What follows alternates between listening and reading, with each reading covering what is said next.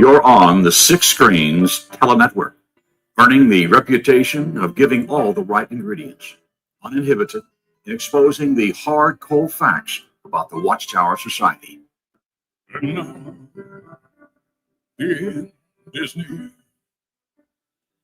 Well, hello everyone, and welcome in tonight to the Six Screens Telenetwork. My name is Rick Ferrin, and I'm coming to you from up here in Boston, Massachusetts. But we normally would have Barbara on. It's still going to be her program. Barbara is having some issues this week. She hurt her back, and she's been in some pain. So I talked to her this week, and she said she may not come on, but she wanted me to play some tapes that she wanted her audience to hear. So we'll play some of those tapes. Now, friends, many of you are probably just getting out of the Watchtower. I've been seeing some comments here. We have some PMEs listening in, just leaving the Watchtower. So welcome in here if this is your very first time. Now, I wanted to make a couple of things very, very clear here tonight. In fact, before all of the videos that you see on YouTube and Facebook these days, if you roll the clocks back, just say 10, 15 years ago, we didn't have all of these YouTube clips, but we relied on sound clips. As a matter of fact, even in 2005, when Satan kicked me out of his organization, I actually did a secret recording of my disfellowship judicial hearing. And at that time, that's the only thing you can really do is do audio clips. But today we're actually seeing video clips of disfellowshipping judicial committee hearings. So we're glad that videos are now available. But I want to mention that, audio clips years ago helped me get out of the Watchtower. In fact, some of the more creative, or at least the ones that made a lasting impression in my mind, that really moved me from being a witness and now not being one of Jehovah's Witnesses, was a man by the name of Charles Sonutko.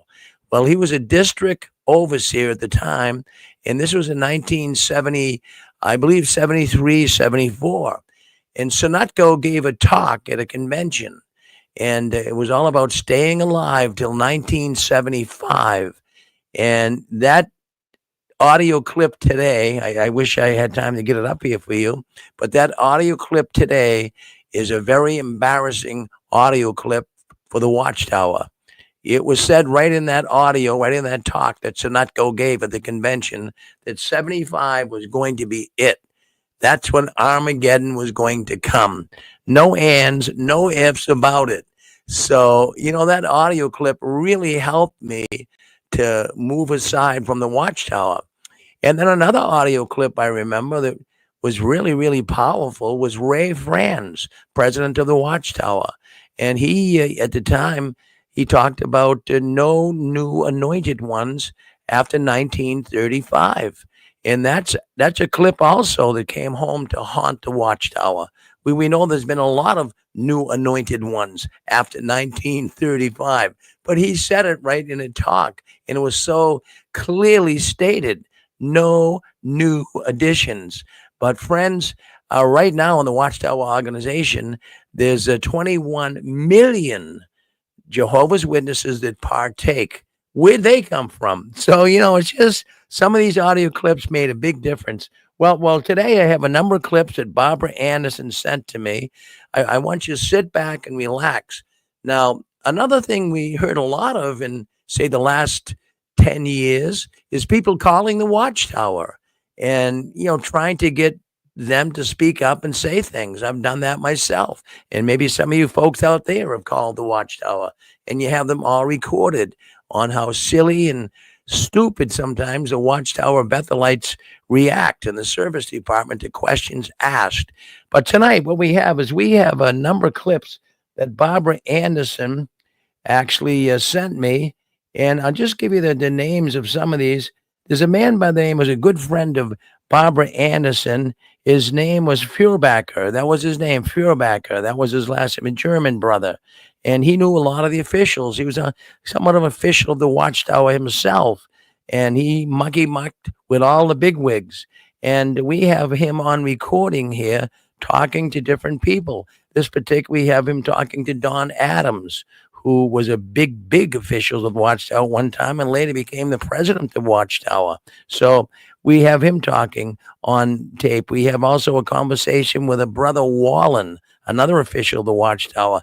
And you can really get the feeling of what these people are saying and what's on their mind. And as you listen to some of these tapes tonight, I want you to really just carefully consider the conversation. Well, listen to what's being said. And I want you to make the analysis. Is this really Jehovah's organization? So you be the judge on that. So you're going to hear some of these clips. So why don't we start off right now? Let me just take a look at one of the clips that we do have here, and let's see if we can't get it to. Okay, here's one here. We're going to start off with. Now we all know. Hold on one second. Let me just hold. Hold up. Okay, so here we do have a brother Furbacker. He is actually calling and talking to Jarrett's.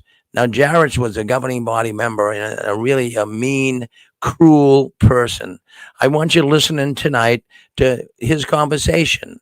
That would be with Ted Jarrett's. So why don't you listen in, sit back and relax, and then at the end of the clip, we'll play some more. We'll get some thoughts on what was said, and maybe if you have some thoughts on it as well, and you like to dial in, I'll put a number up on YouTube. You could call in. And Barbara's not with us, but hopefully I can answer the question for you. So let's see what happens here. So let's play the clip. August 27th, 2001.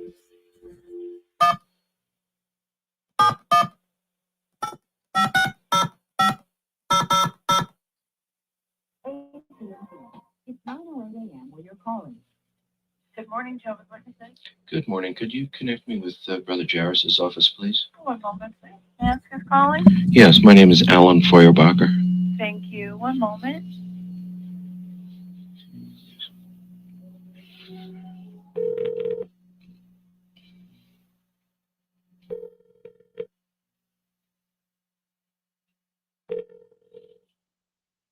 Hello, Jarris.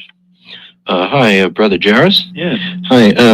I don't think you know me, but I've heard you speak at many district assemblies, and I wanted to tell you some things I think you'd find of interest if you have some time. Would you have some time to talk? Are you here in Bethel? Oh, no, I'm outside. Well, you're in the field. Where are you located? I live in Colorado. Mm-hmm. Part of the reason I wanted to talk to you is that there's been a lot of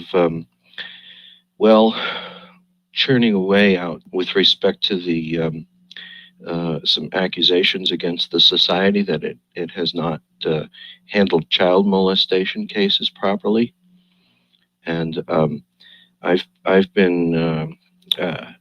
done quite a bit of searching, researching and talking to people about what that's all about, and I've come to understand some things about an NBC Dateline program that's in the works and so on.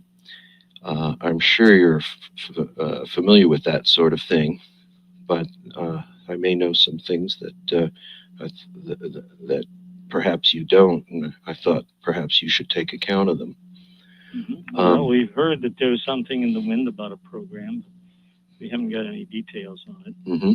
Okay. We don't know what they're going to come up with. News media oftentimes it comes up with different things as they have in the past. Uh-huh. So which direction it's going to take, we don't know. Sometimes they publicize something that's favorable, and on other occasions they misrepresent the organization and get into areas where perhaps they're not totally familiar with what you're doing. Sure. Well, I guess part of the reason I wanted to talk to you is, well, for one thing, you and I have a little bit in common in the sense that we have an old friend that I understand we have in common, Brother Mike Haraxi. Oh yeah, I know Mike very well. Yeah, okay. I haven't seen Mike in about 9 years, and I understand that he's in a home now because of his health. You know, he's had terrible phlebitis, and all that. I know he was ailing. The last time I was in touch with him, he wasn't feeling too good. Yeah, but he was my presiding overseer back in the '70s when I was in the Manhasset congregation on Long Island. And, he was well, he was quite a character. Yeah, he's a good Right. brother. He's Oh, I know it. loyal, stable, and staunch. I know it. My parents have known him since back in the '40s when they were in the Jamaica congregation. So Yeah, he's gone through a lot of stormy periods, but he's remained steadfast, and immovable, one of those pillars. Oh yeah. In support of the truth. And one time, Mike, I have to look back on this and laugh now. But one time, Mike, he got me up in front of the whole congregation and said, "I want to use you as a demonstration." And what he really did was he kind of tricked me into singing a kingdom song in front of the whole congregation, unaccompanied and all by myself. And then he says, "Now see how that sounds? Now you young brothers come up here and sing the song together." And so they all did. And then he says, "Now see how much better that sounds than Alan singing alone." Well, I guess he had a point. He had a point, but unless you had a good voice. I didn't. Yeah, well, that's Mike. Yeah, that's Mike. Well, at any rate, I wanted to talk to you because I've been told that you're very concerned with the spirituality of the brothers, and you're also extremely concerned with the preaching work. As I understand, you're one of the few people in a position of really high authority within the society that actually goes in field service. One of the brothers from the governing body. Yeah, I know. We sort of share equal authority, but I know we do have our diverse responsibilities. Yep. I wanted to mention to you that the problem of child molestation, as you're no doubt perfectly well aware, is something that lasts. When it happens to someone, it lasts basically forever. My wife's family, it turns out, had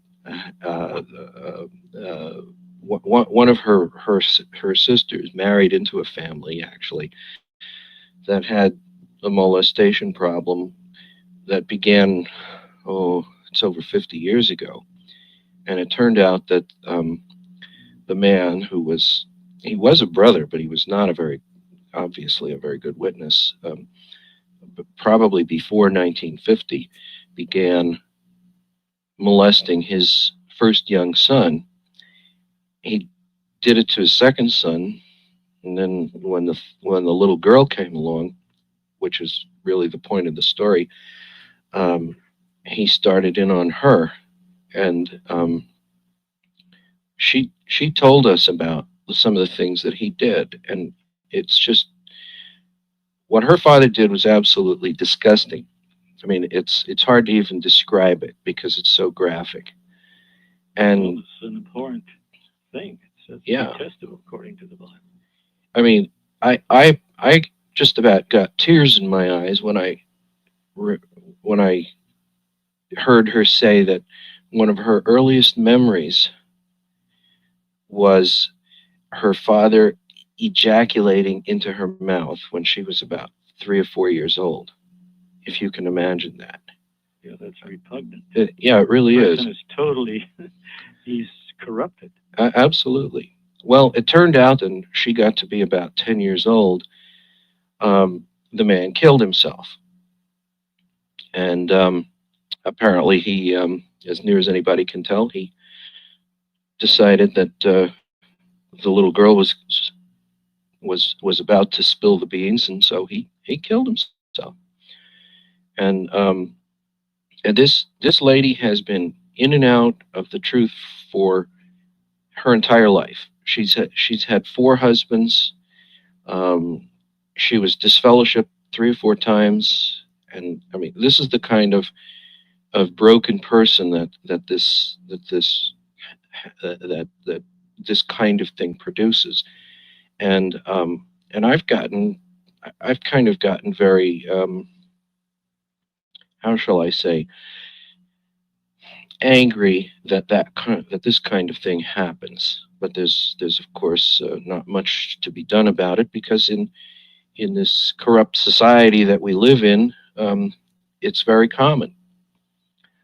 Well, it's no doubt very widespread out there in the world, and of course it sometimes seeps over and affects people even who associate with the organization. Absolutely. I remember when I was still living in Portland, Oregon, about 5 or 6 years ago. I heard a story on the radio that said that a man who was one of Jehovah's Witnesses from Woodland, Washington, was arrested, and that he confessed to molesting something like 35 young boys over a period of 20 years. And I couldn't believe my ears. So I called up the police department there and I said, "What's the story on this? Is this for real? Is this on the level?" And they told me, "Yeah, the guy really did confess to that." And that brings up a very interesting question: is how in the world any man, especially one of Jehovah's Witnesses, could possibly get away with molesting that many young boys for a period of 20 years. It's just beyond belief. Well, usually the judicial committee would just expel him from the congregation and report him if that's required, and the authorities would deal with him as they had. Sure. Because the scripture says, "Let none of you suffer as an evildoer or a murderer or a busybody." In other words, people who are hardened and calloused in wrongdoing, well, then they're going to suffer the consequences. Sure. And they have to recognize they're reaping what they sow. Well, we certainly don't want people like that. But the very fact that the man was not expelled seems to indicate that that many parents and perhaps even brothers were simply covering up for him, because it's simply not possible for 35 boys over that length of time for at least some of them not to report to their parents what had happened to them. That's why Leviticus 5:1 says that if people hear any reports of wrongdoing, they should reveal that so that action can be taken. That was the basic requirement in the nation of Israel. The principle of that is applicable today also. And if people try to hide such things or cover them over, well, of course, eventually, sooner or later, it comes out. Mm-hmm. And then, of course, it has to be dealt with. Sure. Because, this matter has, in recent years, escalated, and that's what I say about it. Mm-hmm. Not only to safeguard the youngsters and to alert the parents, but also to make sure that such individuals do not corrupt others. Because that's been widespread. I remember when I was a boy, this was very widespread out there in the world among people who were in very responsible positions in government. And it's still practiced in many parts of the world. Oh yeah. It's. But you see, it's an abhorrent practice. That's why the Bible says, "Abhor what is wicked." Sure. And cling to what is good. So people like the psalmist says, "You, O you lovers of Jehovah, hate what is bad." Well, Jehovah hates such practices. He finds them detestable, and then that's the way the language appears in the scriptures about how Jehovah views things. Mm-hmm. Romans chapter 1, where Paul wrote about all these devious sexual practices and the homosexuality, lesbianism, and then, of course, child abuse would have to come into the picture too. It's gross forms of immorality. And it shows that some people not only consent with those who practice this, but they're worthy, you see, of being cut off. Oh, absolutely. Absolutely. Well, our position, of course, should be very clear on this.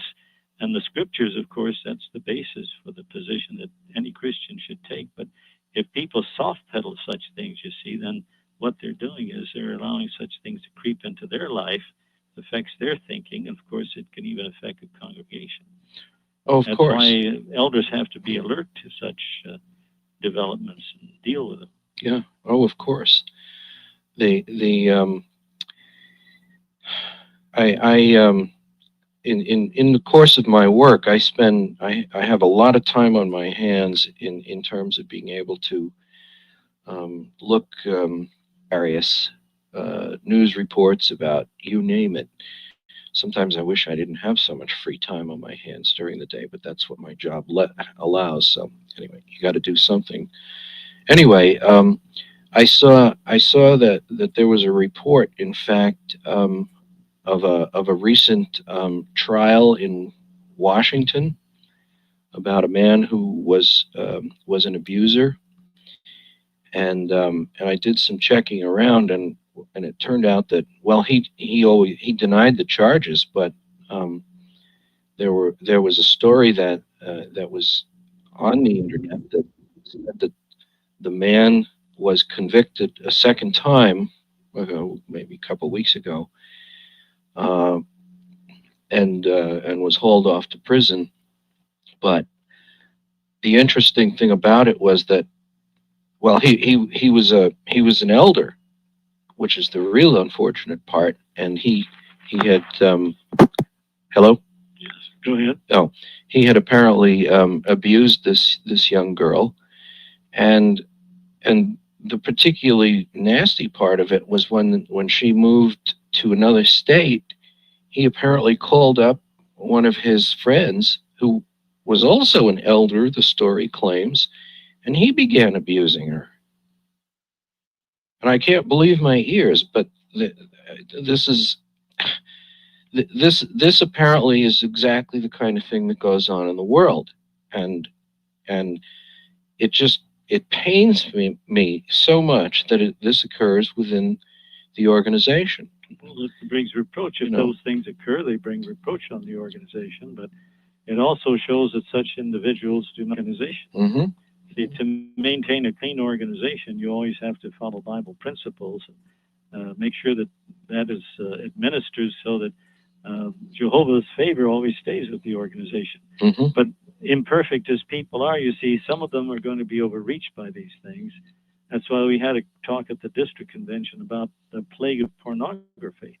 You see, that also leads to things of this nature, because when people they get involved with pornography, whether it's in print, literature, or on the internet, well, then they get swept up with all of that. And Oh, I know it. first thing you know, they're taken captive, and the devil, of course, corrupts their mind, and then they corrupt others.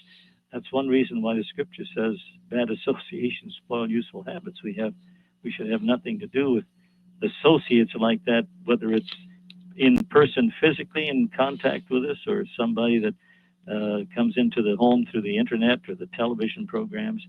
The media today, you see, conveys so much of this sordid stuff, and people are saturated with it. Oh, I know it. That's one reason why the scriptures show that the whole system is corrupt under the power of the devil. And he's always corrupted humanity, and he's used perverted sexual relationships, to his end. I know Just like he did in the days before the flood. The nation of Israel, they fell into this trap repeatedly. I think the drama at the convention last year about warning examples for our day shows how Balaam, induced the Israelites to commit fornication with the Moabite women. So all of this is a warning. Well, if people don't take it to heart, you see, they're going to reach the things that are out there in the world, and the whole world is unclean. Babylon the Great is unclean. Well, if we touch the unclean thing, we become unclean. Sure. I'll tell you, that's one thing I've learned with the internet is you have to be very careful. But I've gone on some, hunting expeditions for information and gotten on inadvertently on a website that had pornography on it. And sometimes people, youngsters get involved. Yeah.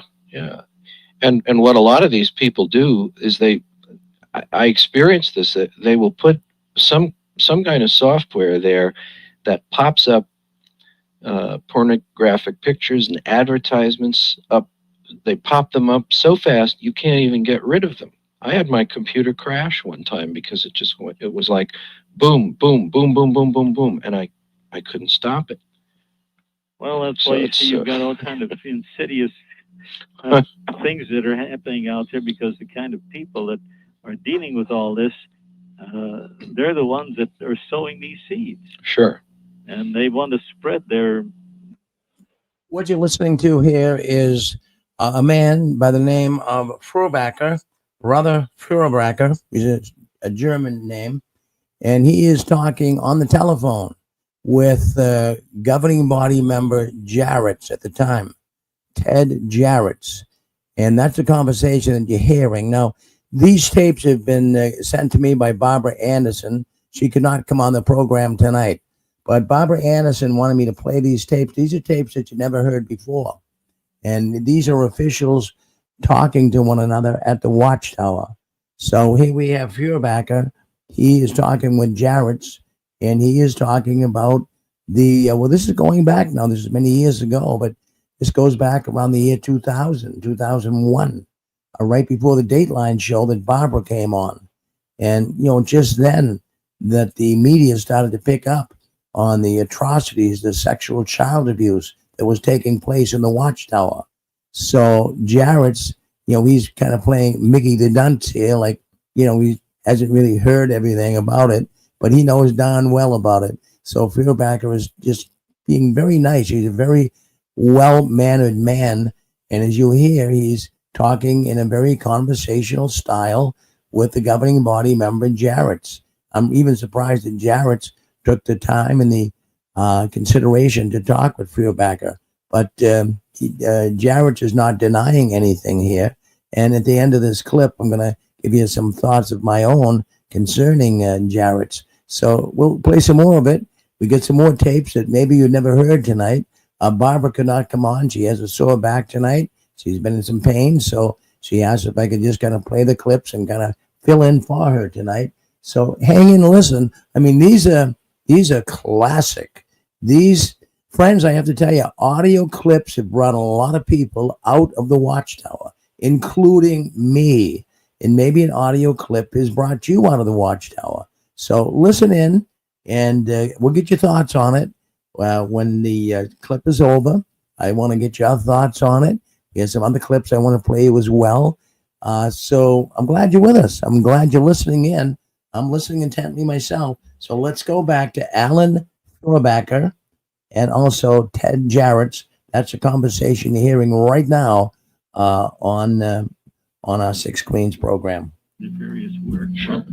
That's why, the Bible says, put up a hard fight for the faith. You got to resist all of that. You almost have to close yourself off from all those things in the world in order to protect yourself. Sure.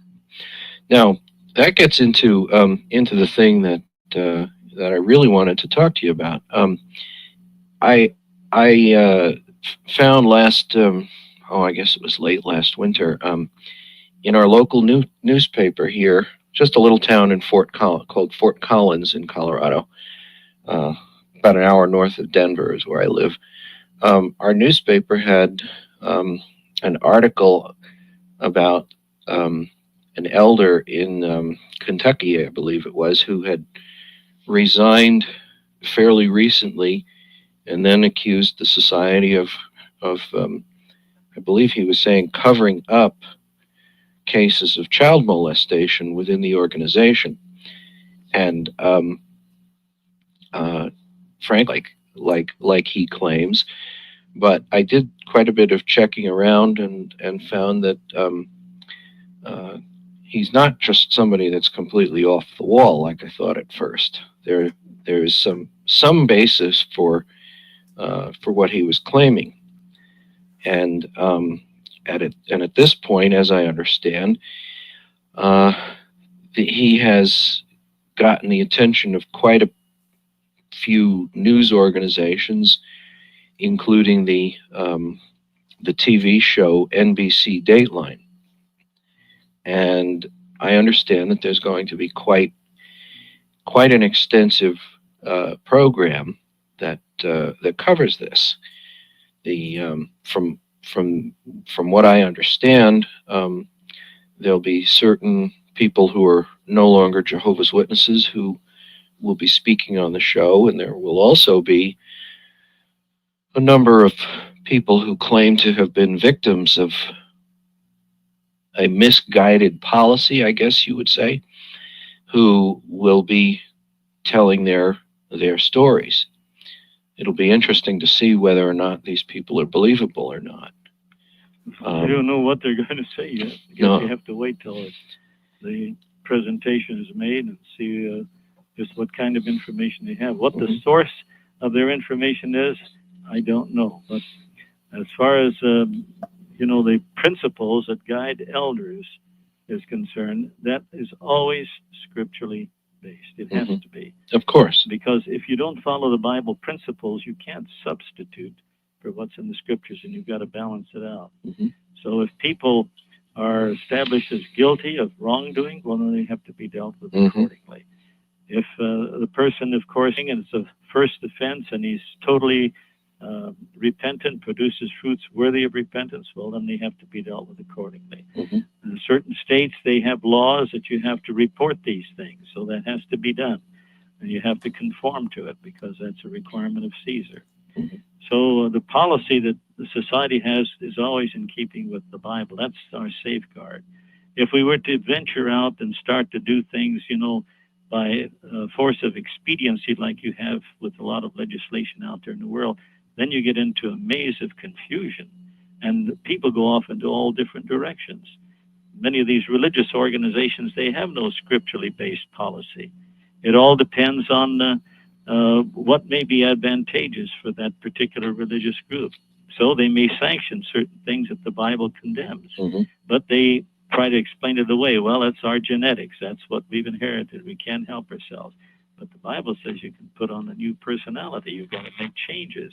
And if you don't make those changes, well, then you can't be acceptable to Jehovah because we have to prove what is right in his eyes and conform to his will. See, that's where people have to really take seriously their relationship with God.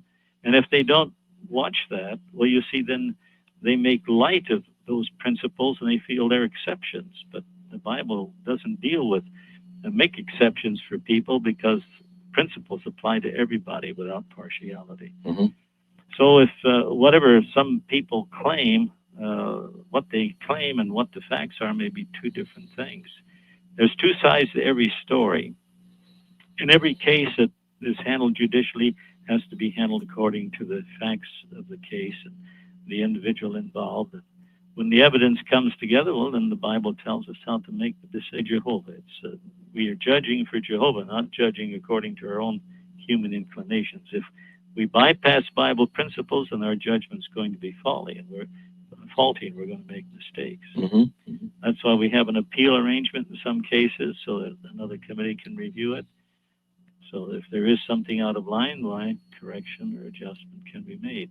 But we can recognize that within Jehovah's organization, by and large, the righteous principles of Jehovah govern. We can't set them aside. Sure. And so many people in the world, you see, they don't have all the facts. We've had that happen in the past with individuals. When I first learned the truth, I was out in the Midwest, and I didn't know anything about, people who had gone apostate or had deviated from the faith. But whenever they brought something up, I always went to the scriptures and quoted the scriptures. Well, some of these people, they didn't want to expose themselves to persecution. They didn't want to go from door to door. They didn't want to, be rejected if somebody didn't accept the message. But I always felt, well, if we don't do this, how are we going to experience what Jesus said? They're going to be persecuting you just like they persecuted me. You're going to be hated. You're going to be viewed as unpopular. Well, when you experience that, well, you know that you're on the right track. And then others of honest heart, the sheep-like ones, they listen to you. And you find joy in preaching to them and making a disciples. And that's what brings joy to the heavenly hosts. When one person repents and turns back from his wicked course, well, then it's a joy to them more than over 99 that don't need to repent. Sure. Well, those are the experiences that we have. But there's going to be, in the world, like Jesus said, you're going to have tribulation. But be of good courage. I've conquered false accusations that were leveled at him because they said he was a demon, he was a blasphemer, and that he wasn't worthy to live. But Jesus endured all that. He suffered evil because he learned obedience by the things that he went through. But he was an object of hostility. He was a promised seed. So Christians today are not going to be immune from attacks from the world. That's Sure. bound to happen. Oh, is it? Honest-hearted people, they see what Jehovah's Witnesses are like. They know what kind of lives that we lead, what we stand for, and in their own mind, they can sort out those that are truly righteous and those that are wicked. Just like Malachi 3:16 says, that Jehovah would show the distinction between the righteous man and the wicked one, between one who is doing what right and those who are not doing so. Mm-hmm. And you can see that division taking place today. Yeah, it's true. There are an awful lot of things happening that show that. Some of those things, it's just like Jesus said, if it were possible, even the very elect would be deceived, but the elect are not going to be deceived. There's so much deception out there. And like Paul, when he wrote his letter to the Corinthians, he says, somehow I'm afraid that just like the serpent seduced Eve by his cunning, you also might be corrupted away from the sincerity and chastity that are due to Christ. And you notice he used the word chastity. Mm-hmm. So people can be corrupted in their minds, in their thinking, and their thinking is distorted. Mm-hmm. But it takes the Bible principles to set things straight. Like Paul says, all scripture is inspired of God and beneficial for setting things straight. Not only in our thinking, but our conduct and the way we handle problems. Those problems today are and you think of the world out there, look at the problems that people have to handle in the social field, in government, and it's just beyond them. It overwhelms them. Well, to us, that's why if we don't get involved in those things, because we're no part of the world, we spare ourselves a lot of anxiety. And when it comes to morality, we know that this world is sunk into the sink of debauchery. It's at its lowest ebb, just like it was in the days of Noah. And in the days of Sodom and Gomorrah. We have a modern-day Sodom and Gomorrah today. Oh, it's going from bad to worse. Sure. I often think of youngsters going to school, They teach them immorality. They even promote it, And because they don't know how to handle things, they, for the sake of expedience, say, well, you don't practice abstention. You can be promiscuous, but be very careful. Well, the Bible tells us not to even touch the unclean thing.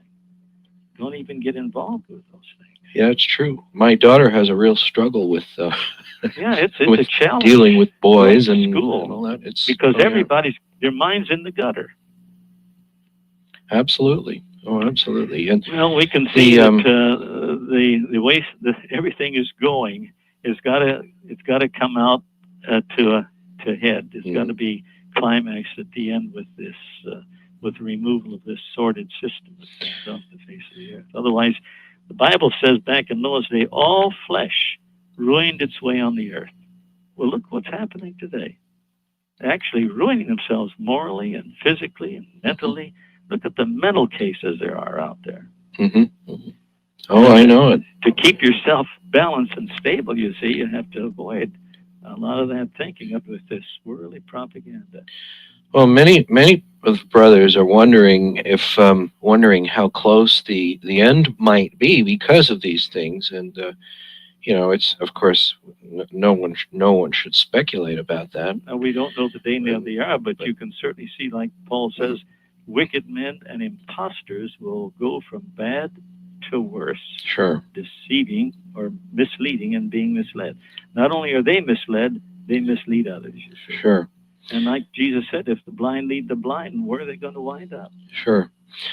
Well, that kind of brings me back around to one of the things I wanted to mention, because it seems to me that the organization these days is kind of coming under an attack, especially from these various, on this particular issue of child molestation and all, but in other ways as well. I have to relate a story to you. I don't know, a month or two ago, someone that I occasionally correspond with, a brother in California, told me that he sent to you a letter that contained a complaint about a supposed brother who was putting out all sorts of information on the internet against the organization.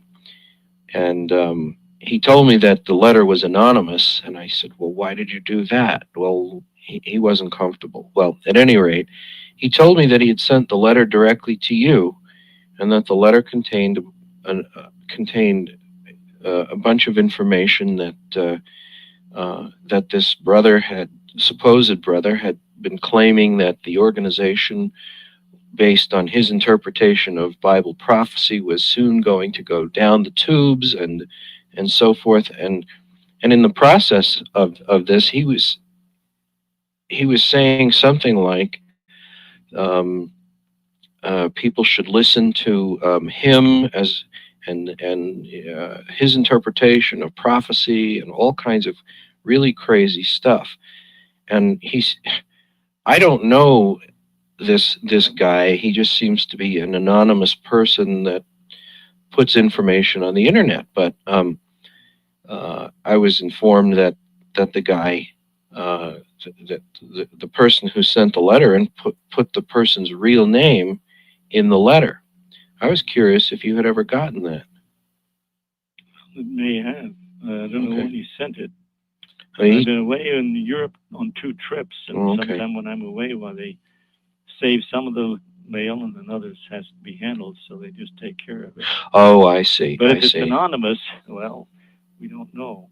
Yeah, they read that letter, but if it's anonymous, they can't answer it.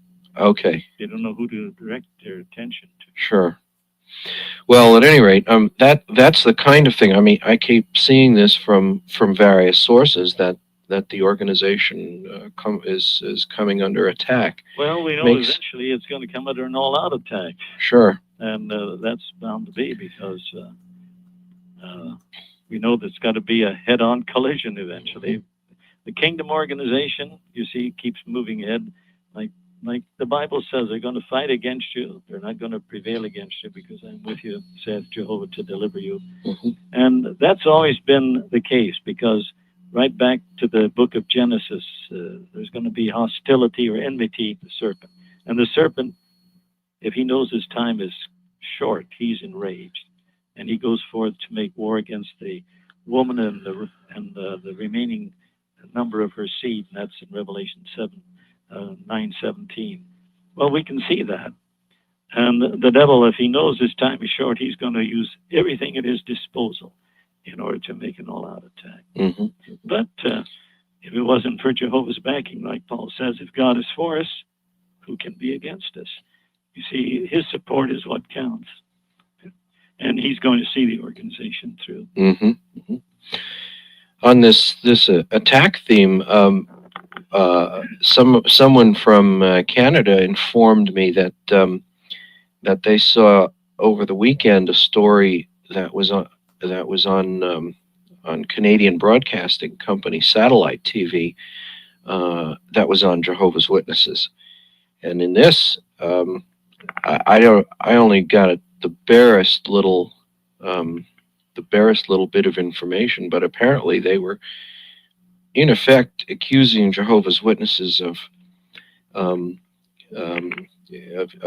being, how do you say it, of being friendly to pedophiles, which was ridiculous. Of course it is, but this is the kind of thing that I that may come out of this churning of people who are, against the organization. I don't know how widespread this story was, but the guy told me that it was broadcast a number of times over the weekend. Well, a lot of that may be fed. It's just like last year, the Times, and somebody who's apparently deviated from the faith or apostate. They picked the story up, then later on they found out the source was unreliable, and so they had to quash it. They even had to publish a retraction. Hmm. But you see, many times the news media will pick something up and not check the reliability of the source, whether it's authentic or not, Mhm. and then they publicize it.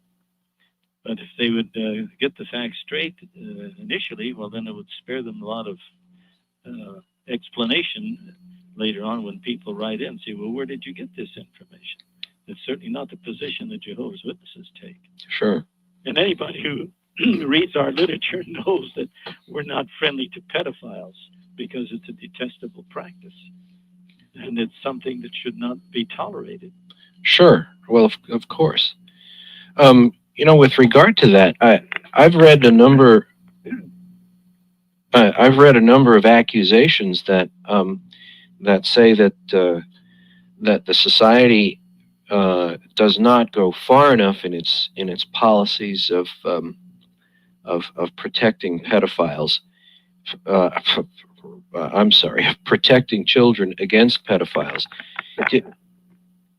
Do you feel that the society's policies are adequate in today's world? Well, I'm asking you. Policy, like I mentioned before, is Bible-based. Sure. See, the scriptures say, do not go beyond the things that are written. We can't add to what the scriptures say. We can't take away from what the scriptures say. We have to accept the whole counsel of God. Now, that may be at variance with the way people view matters, because whether it's doctrine, makes light of what God says. It's his thinking, it's his voice, it's his authority that counts. We can't substitute or change or twist the scriptures. That's what Christendom does. They adulterate the word of God. So if we follow Bible principles, we follow a balanced course. But we don't go to extremes one way, nor do we go to extremes another way. But there's one thing sure. As the Apostle Paul, I think it's in 2 Corinthians chapter 6, he made it very clear cut as to our position. It says, do not become unevenly yoked with unbelievers. And he said, what fellowship does light have with darkness? Or what sharing does light have with darkness? What harmony is there between Christ and Belial? In other words, you can't compromise the truth. You can't compromise the faith. And that's why in the latter part of that chapter, he says, get out from among them and separate yourselves and quit touching the unclean thing, and I will take you in. Jehovah does not welcome unclean persons into his organization. He expels them. Now, that's not what the religious organizations do. You see, they allow them, no matter what they do, as long as they're good paying members, they remain in good standing in the congregation. That cannot be in Jehovah's organization. Sure. Well, you're straining your relationship with Jehovah, and then you strain your relationship with the organization. Sure. So pedophiles or any practicer of what is wrong, he's then no longer in harmony with Jehovah. It's impossible for him to be in line with Jehovah's thoughts. Sure. We all know about the famous problems that the Catholic Church has had with pedophile priests and all that. And you see, they transfer them from one place to another. Mm-hmm. Well, anyway, it's with you. I didn't, you mentioned you're a good friend of Michael Araxi. And are you out, you're in the Fort Collins congregation? I'm in this area, yeah, but I've been inactive as a witness for quite a long time. But most of my family are still witnesses, and I have an awful lot of friends who are. And we hope that you can, reestablish your relationship with the organization, because there's so much, that we can miss out on if we're not, absorbed in it. Things like the Apostle Paul says, be absorbed in it. In other words, we're all wrapped up with the truth. That's the center of our life. We build our life around it. And that's what gives us the right perspective on any problem that comes along, helps us to make proper decisions, because to negotiate our way in this system at the present time, the way it is not easy. It's like that narrow road that leads to life. And you have to adhere strictly to Bible principles. The broad way gives you plenty of latitude to do whatever you want. And that's where people sometimes, the spirit of independence is so strong. While we can act as free moral agents, we cannot be independent from Jehovah, because once you cut yourself off from him, what can we do? It's like Jesus said, apart from me, you can do nothing at all. In other words, we're like severed from the trunk, and we can't produce good fruit. So he says, I am the vine, you are the branches. He that remains in union with me, and I in union with him, this one bears much fruit. Mhm. Apart from me, you can do nothing. So we have to do it in conjunction with the organization. And the nation as a lifeline, Christ is a head. And if we're close to it, you fare so much better. You find that you're more content. It gives you ease of mind. And the Bible says godliness with contentment is great gain. It's a wonderful way of life. Mm-hmm. And even when problems come or pressures come, you can withstand them. You see, you have the strength to do that spiritually. So I'll mention to Michael that I had the chance to talk to you. Okay. I talk to him every once in a while. I give him a buzz and see how he's doing. Oh, okay. Okay. Yeah. What was your name again? My name is Alan Feuerbacher. Feuerbacher. Yeah. Okay. Well, yeah. It'll ring a bell right away. Oh yeah. Oh yeah. He knows me. He knows my parents very well, because I was in his congregation only for about 4 years, but my parents were for, oh boy, about 20 years. Are they still living? Oh yeah. They live in Florida right now. And I think I came across that name when I was down in Florida. Well, when I say my parents, my real parents were divorced over 30 years ago, and then my mom came back in the truth and married another man, and he became an elder. So they've been. That's who I mean when I say my parents. Yeah. But when I get down to Florida, I've been down there on special assembly days and district conventions. So okay. Maybe they were around sometime where I was in Jacksonville, Miami, Fort Lauderdale, Tampa, West Palm Beach. Yeah, they probably would go to Tampa. That's probably the closest place, because they live about an hour east. No, Are they in Lakeland? No, they're about an hour east of Orlando, in near Melbourne. Oh yeah, I know where that is. It's on the coast. Yeah, it's right on the coast. Right. We visited them last week, my wife and I. So we had a nice time. Well, thank you very much for your time, Brother Jarrett. I really appreciate it. And I don't know if anything that I've said has been useful, but well, I know we're aware of what the news media, what NBC had projected, but we don't know what they're going to say or what they're going to do. Well, we just wait and see. Yeah, well, whatever happens, Jehovah will direct our steps. Yeah. We let him guide and direct us in whatever course has to be taken. Sure. Well, whatever happens, I just hope that it all works out, most especially so that children continue to be protected against we've got to these predators. Because the Bible says children are a heritage of the Lord, you see, and parents should feel a big obligation and responsibility to train them in the right way and make sure that they're safeguarded, because there's a lot of dangers out there, and the youngsters, if they're corrupted in their youth, it ruins their life. Exactly. So we've got to do all that we can to help our young people. Exactly. And our parents too. Oh yes. With aging parents. Yes, I'm anticipating. I'm anticipating more difficulties as my parents' health deteriorates. So, well, you know how it is.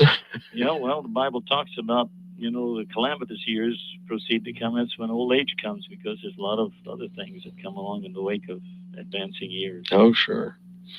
Well, anyway. We hope that things work out for you too, spiritually, and for your benefit and your family. Well, thank you very much. I appreciate that. And, well, good talking. Okay. Bye. Well, you've been listening in here. That is a conversation. Alan Feuerbacher.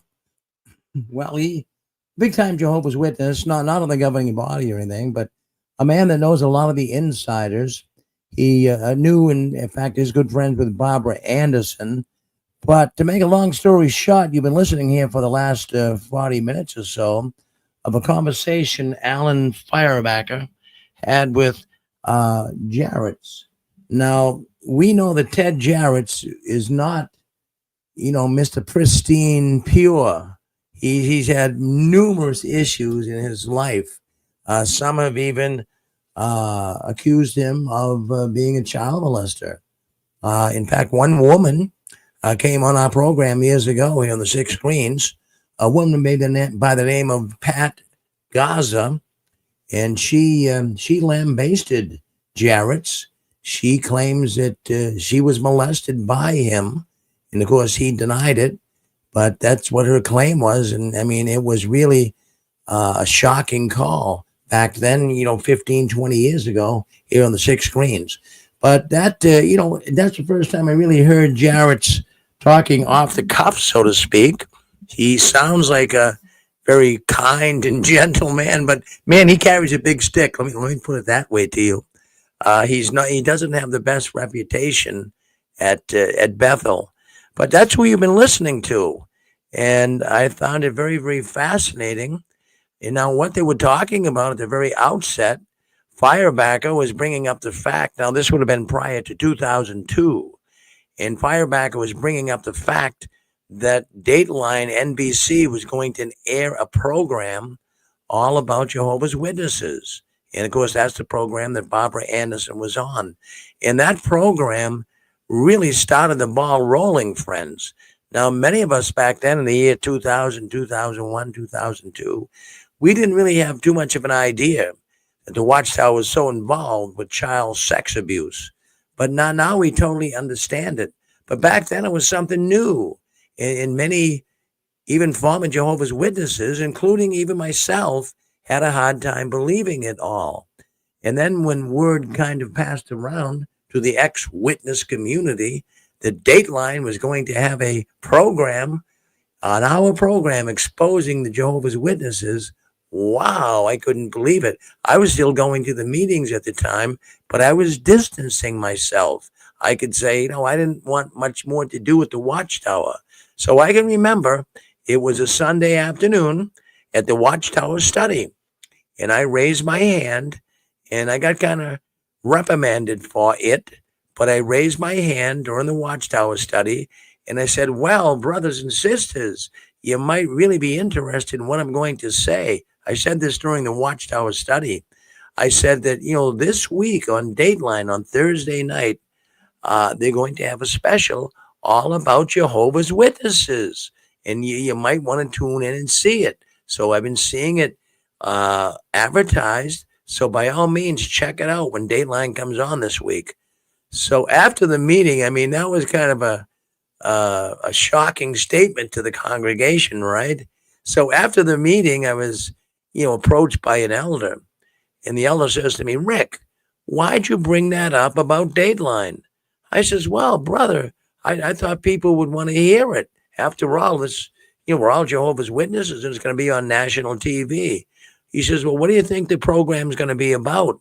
And I said, well, the program, from what I understand, is going to be all about sexual misconduct, pedophilia in Jehovah's organization. Then he says to me, well, you don't believe that, do you, Brother Farron? And I said, well, Jimmy, I haven't seen Dateline yet. But when I saw Dateline, I have to tell you, I was convinced beyond any reason of any doubt that Jehovah's Witnesses Watchtower organization is hiding and covering up child molestation. Now that's that's 20 years ago. 20 years ago. And look what's happened in 20 years. Look at all the exposure Jehovah's Witnesses have had. All of the child molesters. Look what's going on in Pennsylvania right now. Boy, every congregation is being investigated. Friends, this is still the tip of the iceberg. Well, if you'd like to comment on what you heard here tonight on those tapes, that particular tape, well, go ahead and call in. Don't be a stranger. Hit *6 and tell me what you gathered. Tell me. Yes, go ahead, Stefan. All right, so just a quick thought. It's too bad that the world wasn't the way it is now when this brother was asking those questions, because what I heard was a lot of misdirection and misinformation. He would ask him questions that he really never got an answer to. This Ted Jarrett's character basically just kind of stood behind the Bible and started repeating the same old tired scriptures that we all know. You would think you're talking to a so-called governing body member. They're supposed to have this direct connection to Jesus and to God, that they'd have something more substantial to say than just the average old Jehovah's Witness, but they don't. And that shows you that this religion is a man-made concoction. But at the end of the day, this gentleman got no answers of any significance to his questions. He just got a bunch of misdirection. And that's how this organization is operated. And very briefly, the thing that really irked me was when Jared said, oh, well, we can't go beyond the things that are written. Watchtower goes beyond the things that are written all the time. These latest changes were corrections to Watchtower's policies, because Watchtower didn't say, or the Bible doesn't say you can have a beard, ladies can't wear a beard. It doesn't say any of these things about turning in time, but yet Watchtower enforce those things. Watchtower goes beyond what is written all the time. So this is just the normal bullshit that Watchtower teaches. This man got no answers to his questions. And I just hope that anybody that's heard this, you can really see what this organization is all about. Thank you. Well, Stefan, thank you for being so astute and on the ball. That's exactly what I got from it. Now, this Jarrett's character, he sounds so meek and so biblical and, really very persuasive, but he's not. He's a creep. He's a goon. He's been accused of child molestation. He's got serious problems. A lot of people didn't like him. But boy, he comes across with scriptures and how the organization follows the Bible. But you're right, Firebacker did not get any answers really. But I don't know if Firebacker was really looking for answers. I think what Firebacker was doing, just like us apostates are doing today, he was very coy. He was very collective. He approached the situation just trying to bring Jarrett into the conversation. And Jarrett did come in, but not genuinely. He was disingenuous. Jarrett's, it was smooth. See, this is what they do. This is what the governing bodies like. They're smooth characters. They can kind of turn things around. And you just heard a man that did that. That's what the Watchtower has been doing for years. Thank you, Stefan. Anyone else listen to that conversation? And anyone have any thoughts on it? Do you think this is... Did you want to speak up? Go ahead. You're on with us. All right. Well. Hello? Yes, go ahead. Yes, who's this? This is Fran. Oh, hi, Fran. How are you? I'm good, thank you. Oh, good. Yeah, we had no idea that this was going on. Our son was at Bethel during 2000 to 2003.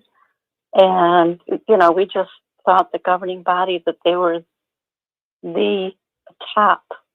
We never questioned them.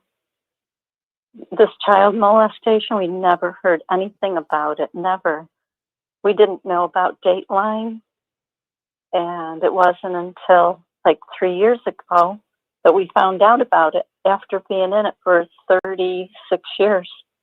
So, yeah, it's really disgusting, and appreciate the exposure that you present, that Barbara presented.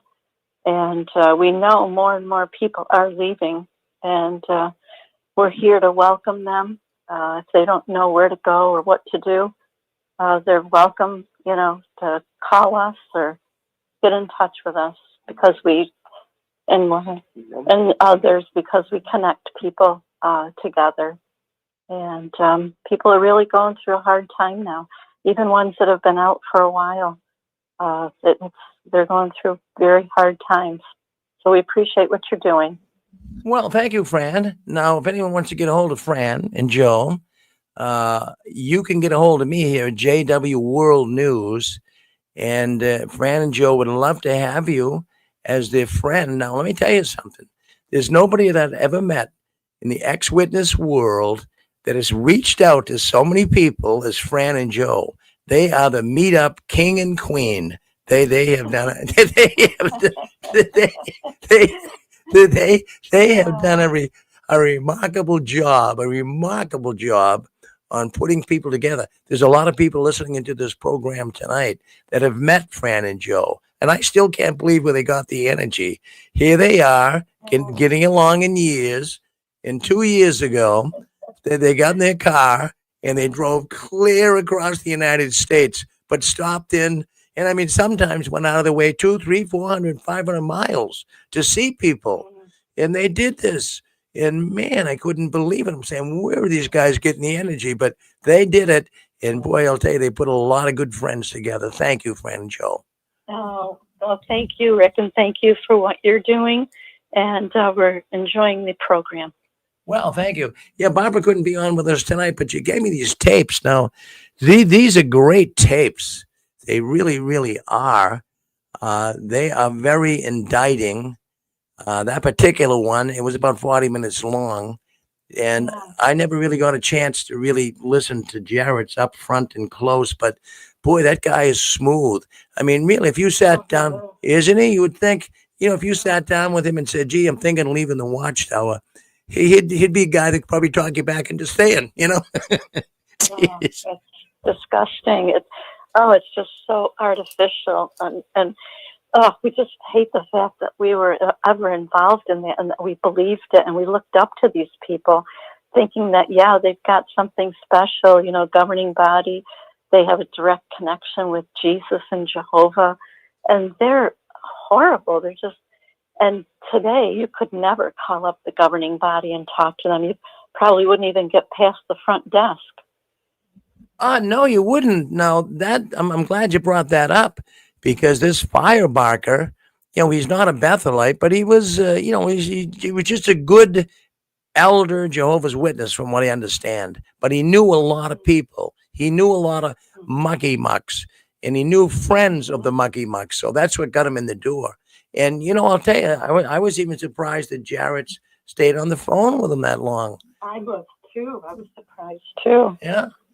Well, the strangest thing is, years ago, I got to be friends with Garrett Loesch, who was a governing body member today. And what it was concerning a question I had about the anointed. As everyone knows, I was one of a Jehovah's Witness anointed ones and a partaker. So what I was finding is that a lot of the outside anointed people who were not in Bethel but were anointed, they were getting disfellowshipped all across America. And really, every time I talked to someone, I would go to conventions, and I wanted to find other anointed ones because my former wife and I were ones, and so I was trying to find others to talk to. So I would take my lunch break at the conventions, and I'd walk around the whole stadium, and I would talk to people. Hi, I'm Brother Farron from Massachusetts. Could you do you know of any anointed ones? Oh yeah, we know Sister Smith, but she's an alcoholic. I mean, I got all of these crazy, and then I go to other people. Hi, I'm Brother Farron from Massachusetts. I'm in search of anointed ones. Do you have any anointed ones in your congregation? Well, I don't, but there's a man in the congregation next to us, and he's a complete wacko. I mean, this is the type. These were the type of answers I was getting. So I got fed up one day because I talked to 10 anointed ones, and nine of them were getting ready to be disfellowshipped. So I just called up. Yeah, I called up out of the blue once to see if I could speak to Garrett Loesch about it. This is back in the year.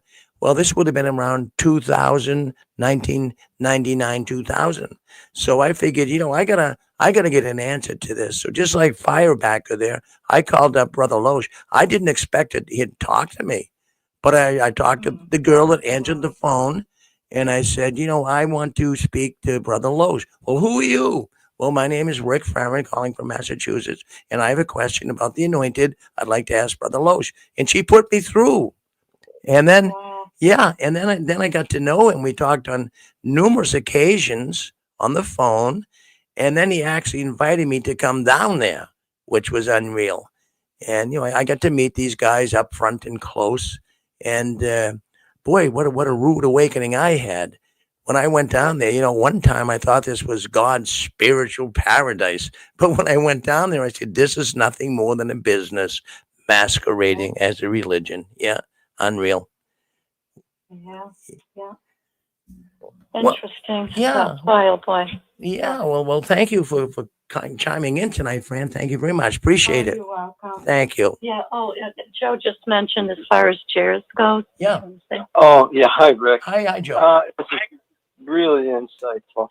I get the impression that that man knew that if he were to quickly brush off that individual, it would make him suspect, as if he was trying to hide something and avoid something. So you because could read right through Go him, ahead. Joe. You could read right through him. Oh my goodness. Well, I read the account of what he did and how it was handled. I mean, the man is guilty of sin, and he knows it, and so does the other person talking to him know it. So it was like a little cat and mouse game that they were playing. And like you said, Jairus was smooth. He was absolutely criminal. And he was doing everything he could to paint himself as something that he was not. The level of psychopath behavior in that organization is just legendary. It really, really is. There's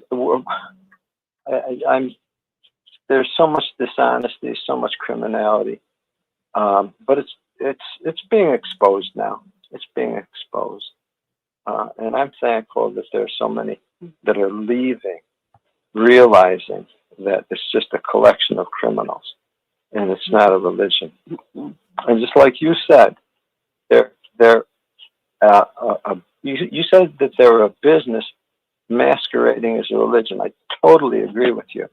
And honestly, I believe that, and I really mean this, all religion is a criminal endeavor masking itself as a religion to hide probably the worst atrocities in the world, to actually hide the pedophilia that's just so part and parcel of every group of religions out there. Everywhere you go, you're going to find that. And the Catholic Church was so powerful in showing what they were made of. I mean, I was brought up Catholic in a Catholic grade school, Catholic high school. I saw what was going on. Well, that wasn't just in my area. I mean, this is something that happened around the world. They've proven it to the world that as a body of people, that's what they're made of. They're made up of basically people that have that desire. They have that desire for children in a way that's so bad, and frankly, religion is the perfect way to hide it. It might be a little difficult for some people to swallow, but religion is the perfect cloak to hide What their about criminality. Rutherford? Yeah, and honestly, I'll end at this, Rick, and say that I've come to view that Joseph Rutherford, Judge Joseph Rutherford, that frankly, he's my hero at this point. And I really mean this. He is the only one that told the truth and warned everybody when he said, religion is a snare and a racket. No truer words were ever spoken. He warned everybody. He informed everybody. He made it loud and clear. Religion is a snare and a racket. While at the same time they were building this snare and building this racket off of our backs. We were the ones that made that racket successful. We became the willing slaves for their corporation to make them money, believing that it was for God. And it was no such thing. It snared so many people. Just as Watchtower's done it, frankly, I'm convinced from whatever research I've done that all religions are that way. They are. It's man's invention. Religion is man, government, the invention of government to control people on the deepest level that they can. And that is in a spiritual way. And it's the most dishonest thing in the world. And it's guilty of the deepest bad things. Well, no doubt, Joe. You certainly made a good observation there. I agree with you with that. And not too long ago, a man said to me, he said, "Now, Rick, you sell signs all over this area of Massachusetts." He says, "Now, what is on the route that I live in? There's a lot of business on the route that I live in, the road, and for about 10 miles straight." So he says, "Rick, what's the biggest business that you contact or you go by in your sign business?" And he says, "You think the biggest business is Walmart?" He says, "You go by that. How about Home Depot? How about the General Motors dealership?" No, the biggest business on the road I live on is St. William's Church. It's a Catholic church. Their parking lot is packed on Friday night with bingo. They're constantly doing funerals and baptisms, and how the money rolls in, Joe and Fran. How the money rolls in, Yeah. These guys are slick. They're smart. Look, this goes way back. The elite and the rich and the mighty have a taste for a very immoral taste and desire for what they shouldn't have. And there are those that know that make business out of supplying these rich people their immoral desires. Well, you had a chance to listen to Ted Jarrett's up front and close, and I know you made some good observations, Joe and Fran, and I'm with you 100%, and I'll go with what you said with Rutherford. It is a snare and a racket. As a matter of fact, we got another clip I'm going to play in a while, just a few minutes from now, and it deals with Rutherford. When Joseph Rutherford died, nobody came to his funeral. He had a son called Malcolm, and from what I understand, Malcolm did not even come to his own father's funeral. The man, nobody liked him. And so even when he died, of course, he died in California. He had that Beth Serene mansion in San Diego. And when he died, there was always, well, was his body shipped back to New York? Or did he? In fact, many thought that he was buried in a bomb shelter that Watchtower owned. A bomb shelter they named wasn't too far from Beth Serene, but they named it Beth Shan. And some say he was buried under the cement floor in the garage. We have a conversation coming up here next. You might want to hear that. I've heard that, Rick. I'd love to hear it again. Yeah, it's coming up next. Well, anyways, thank you, Joe and Fran. So does anybody else have any thoughts on that conversation between Firebacker and between Ted Jarrett's governing body member? But I'm going to tell you, I've heard a lot of smooth people in my life. That Jarrett is smooth. Oh, man, he's very smooth. And he knew darn well about the Dateline program. He kind of made it seem like the Firebacker, like, well, what are they going to be talking about? Jarrett's knew darn well what they were going to be talking about. But, that's the way he portrays himself. And that's the same way a lot of elders are as well. They're very coy like that. And they don't answer direct questions. All right, so why don't we do this? We have a tape here.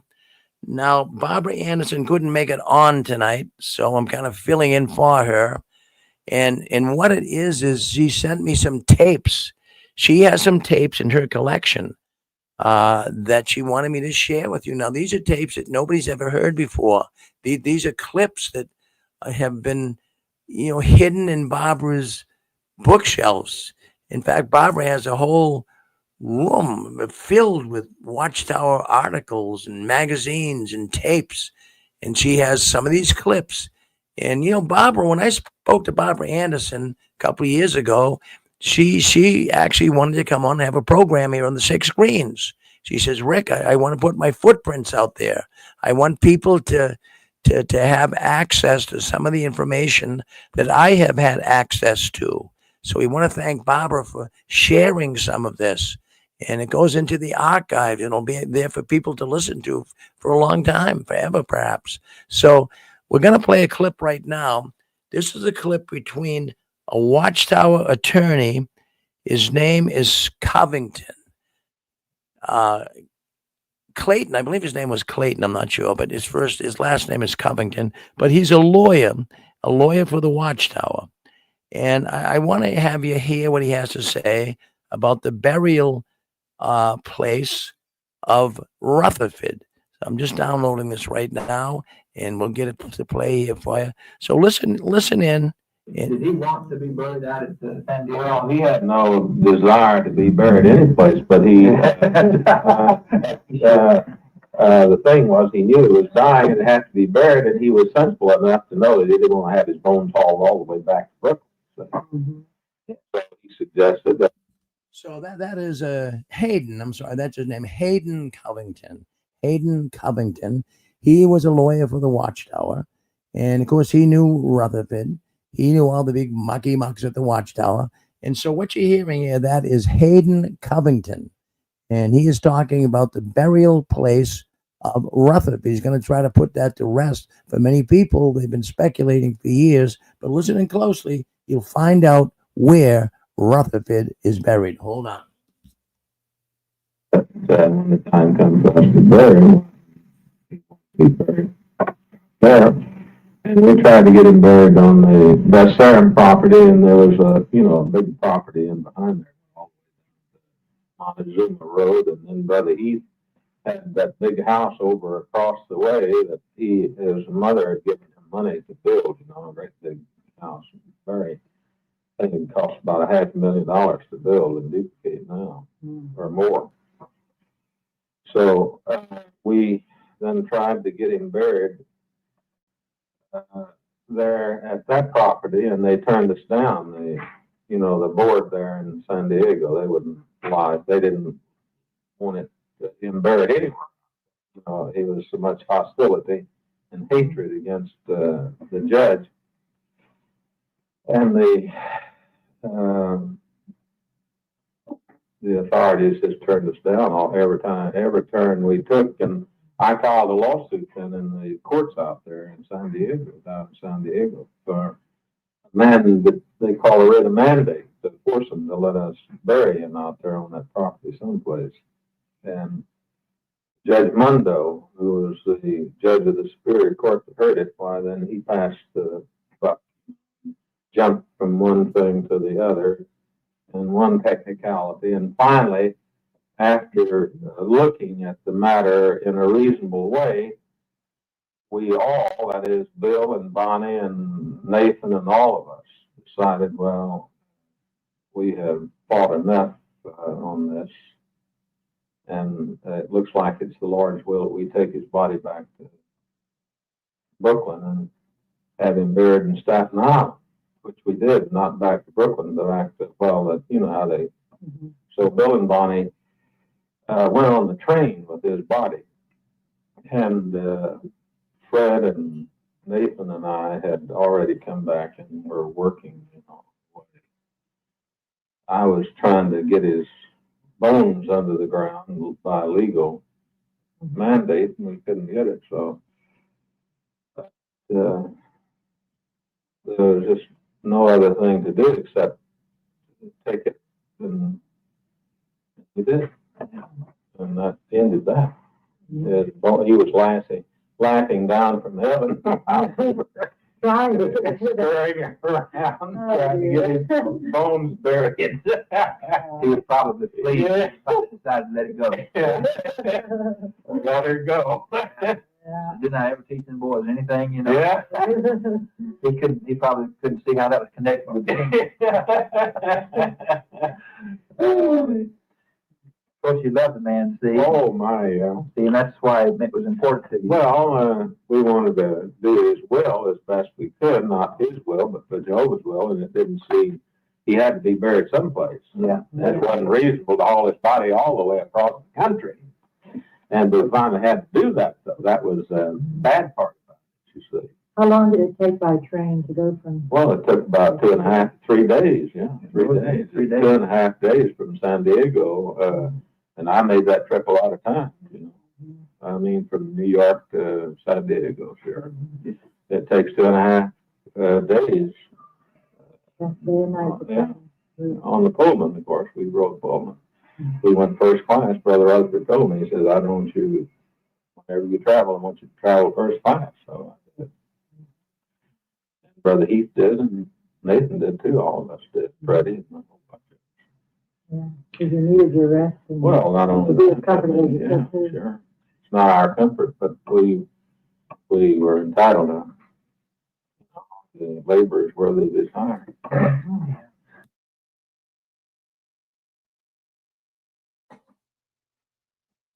Well, there you have it. So it looks like you could say Rutherford was buried in Staten Island, New York. So, that's an interesting clip. For many years, people have wondered about that. But now, finally, we're getting some really interesting tapes that Barbara Anderson is sending me. And we certainly appreciate Barbara's effort in doing that. Well, you're on the Six Screens Barbara Anderson program. This is Rick Farron filling in for Barbara. And I have to tell you that we are seeing momentum. We are seeing so many people that are leaving the Watchtower right now. But, one thing that got, as I mentioned at the very outset of the program, one thing that really got a lot of people to leave the Watchtower organization back when the time that I kind of left, back in 2005, it was audio clips. Today we have, a lot of video clips on YouTube and Facebook, but audio clips that help so many people. I remember the Charles Sonutko clip, Still Alive or Stay Alive in 1975. And, how that was a convention talk. And I heard that clip, and that was enough for me. I mean, really, when you stop and think about it, he was telling people Armageddon was coming in 1975. It's right there. It's an embarrassment to the Watchtower. And then, of course, I mentioned a clip earlier with Franz and how he had a talk in Yankee Stadium. No new additions. Speaking about the Anointed. And the Anointed was cut off in 1935. Well, that never proved to be true. Like I said last year, at the Memorial for Jehovah's Witnesses, there was 21 million people who partook. So, some of these clips are embarrassment. And what we heard here tonight, especially that one with Jairus, that really was a fascinating, very interesting clip to me, as we did have people call in and comment on it. Well, anyways, I found it kind of fascinating. We'll have Barbara come back with us in a couple of weeks. There's more tapes. She's got a whole lot of them, and she's going to keep sending them to me. And they'll be in the archives. This program will be in the archives, and we hope to get as many clips as we possibly can. So we really appreciate it. Well, before we close out our program and go to JW World News, does anybody have any thoughts at all on audio clips? Were you brought out of the Watchtower? Did it help you leave the Watchtower organization by clips you heard? I know a lot in the last 10 years have come out because of videos. There's so many people on YouTube with videos. But how about a sound clip? Has a sound clip ever brought you out of the organization? Well, I'll tell you what, back in 2005, when Satan kicked me out of his organization, that's the Watchtower, of course, I had a judicial committee hearing. And I was the first one, not being braggadocious here, but I was the first one ever in the history of the ex-witness Jehovah's Witness movement to actually have a tape. I had my judicial hearing on tape. I had a secret recorder in the room, and that brought in very close to 1 million. In fact, I believe it was over 1 million people listened to that tape. So it's amazing to me how many people listened to that. I even had people say that they really left the organization because of listening to that tape. So clips can be a powerful, powerful way to move people out of falsehood. So you heard one tonight. You heard one tonight that would really raise one's eyebrows with this Ted Jarrett's character. Typical Jehovah's Witness man, typical governing body member, and just kind of smooch everything over. Well, I want to thank you all, unless anyone has any comments. I want to thank you all for coming in to Six Screens, Watchtower Insider.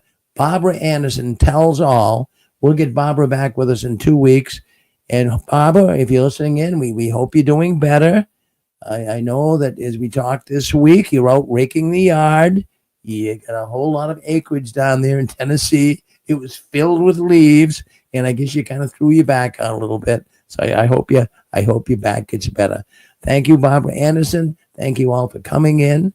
We really appreciate your presence. Now, don't you guys be strangers. Stay with us now because we got JW World News coming up next. Good night now. Going to end the stream right here.